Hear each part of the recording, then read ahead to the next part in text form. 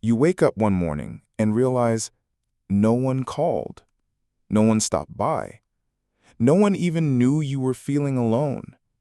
And that quiet, empty feeling, it starts to take over. Loneliness after 70 isn't just about being alone, it's about feeling invisible. But what if there was a way to reconnect, feel seen again, and build real relationships that matter? In this video, we'll share 6 powerful practical tips that seniors across the country are using to beat loneliness and find joy in everyday connections. Have you ever felt like no one understands what you're going through? You're not alone. Let's talk about it. Have you ever woken up one morning feeling like something's missing? Like the world outside your window is moving forward, but you're standing still? You used to be surrounded by friends, family, laughter, maybe even grandchildren running through the house. Now, it's just quiet. Quiet with a capital Q. And that quiet can sometimes feel heavy, like loneliness has quietly slipped into the room without knocking. You're not alone in feeling this way. Many people over the age of 70 find themselves wondering why they suddenly feel so disconnected. Maybe your spouse passed away, or your children moved far away. Or perhaps your health isn't what it used to be, making it harder to get out and about. Whatever the reason, loneliness after 70 is real, and it can take a toll on your mental and physical well-being. But here's the good news.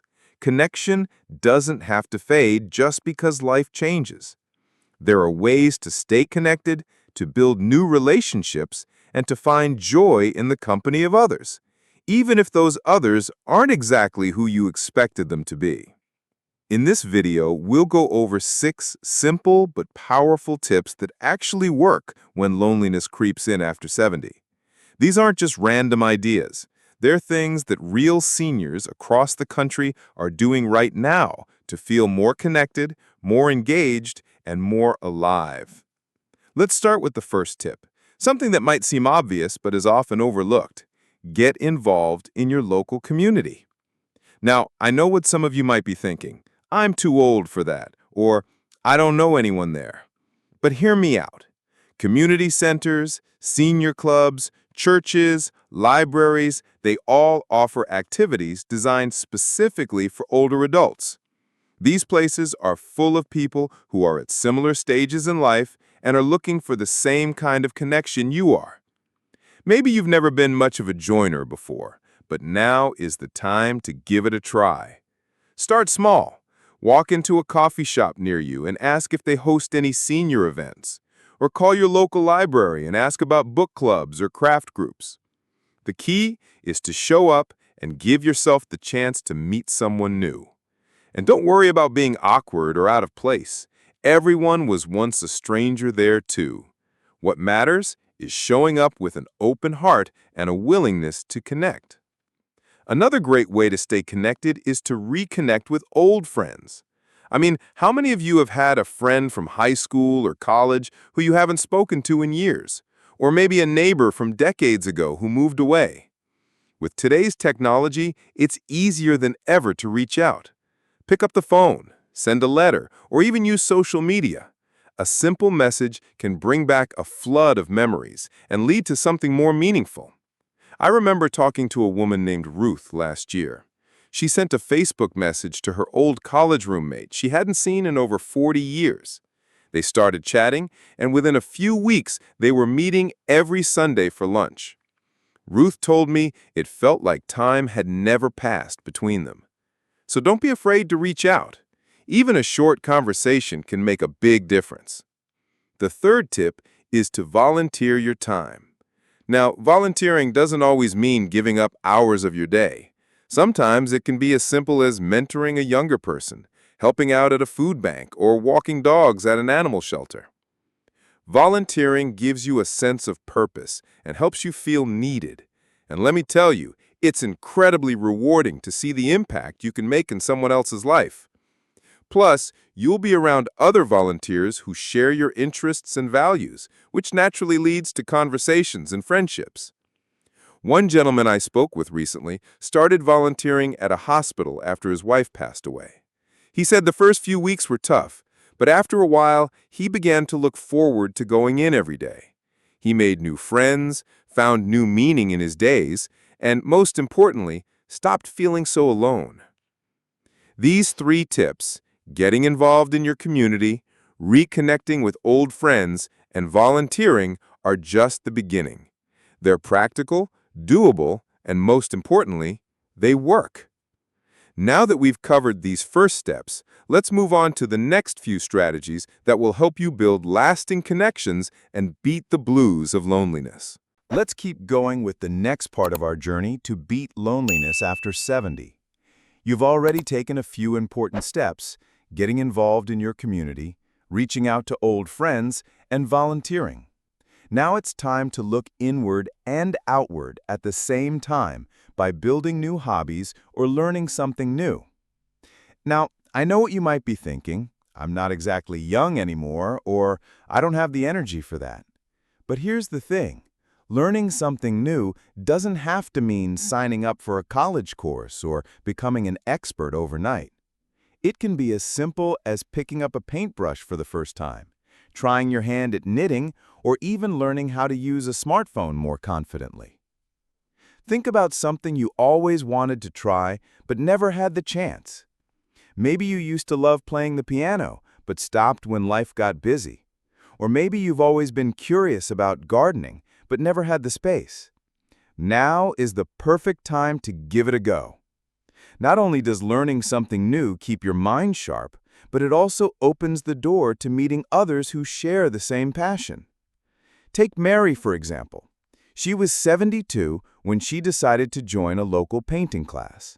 At first, she was nervous. She hadn't painted since high school. But within weeks, she was making new friends, discovering her creativity, and enjoying every brushstroke. She told me, "I didn't realize how much I missed creating until I started again." And here's another bonus. Many classes and clubs are designed specifically for seniors, so you won't feel like the odd one out. In fact, you'll probably find people who are just as excited to learn and grow as you are. Another powerful way to connect is through technology. And yes, I'm talking about social media, video calls, and even online groups. If you've ever felt left behind by the digital world, let me tell you, there are plenty of resources out there to help you get comfortable. Many libraries and senior centers offer free tech classes tailored just for older adults. Once you get the hang of it, you'll be surprised how much easier it becomes to stay in touch with family, join virtual book clubs, or even participate in online hobby groups. And don't worry if it feels overwhelming at first. Like anything new, it takes practice. The key is to start small and build from there. I once spoke to a man named George who had never used a computer before he was 70. With some help from his grandson, he learned how to use email and video calls. Now he chats with his daughter twice a week and has joined an online chess group where he plays against players from around the world. He says it gives him something to look forward to each day. Technology isn't just for the young.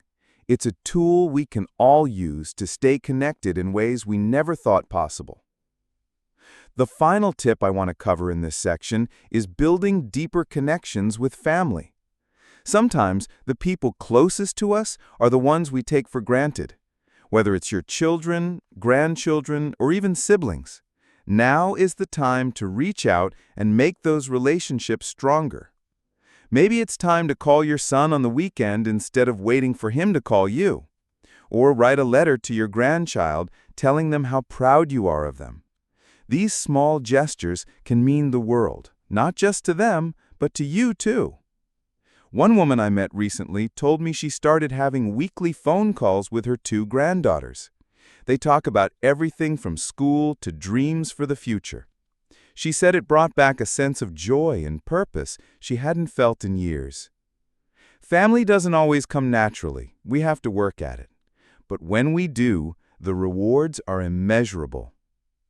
These 4 strategies, picking up new hobbies, embracing technology, and deepening family bonds, are all about staying engaged, active, and emotionally fulfilled. They're not just tips, they're lifelines to connection and happiness. Now that we've covered these, we're halfway through our 6-point plan. In the next part, we'll dive into the remaining 2 powerful ways to fight loneliness after 70, ways that will leave you feeling seen, heard, and truly part of something bigger than yourself. Stay tuned. All right, we're in the final stretch of our journey to beat loneliness after 70.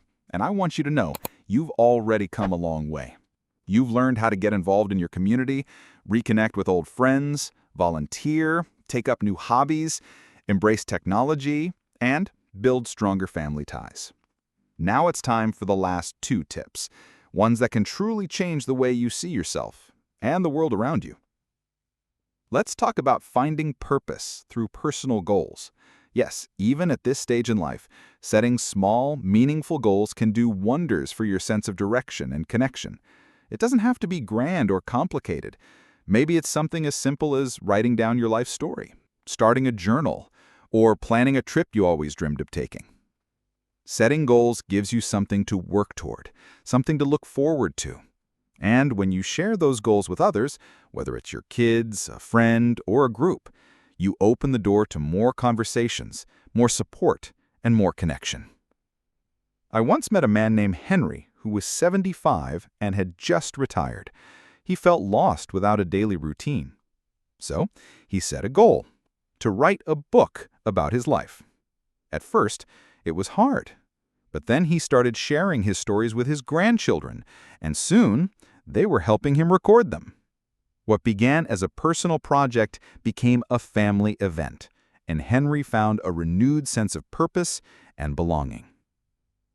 So don't underestimate the power of a goal. Even the smallest one can light up your days and bring others into your life in unexpected ways. Now let's move on to the final tip, cultivating gratitude and positivity. This might sound a bit soft, but trust me, it works. Loneliness often creeps in when we start focusing too much on what we've lost, our health, our independence, maybe even our loved ones. That's natural. But staying stuck in that mindset only deepens the feeling of isolation. Instead, try shifting your focus to what's still good in your life. Every day, take a few minutes to think about 3 things you're grateful for. It could be a warm cup of tea, a phone call from a friend, or even the sound of birds outside your window. Gratitude helps us notice the beauty in everyday moments. And when we do that, we become more open to connection.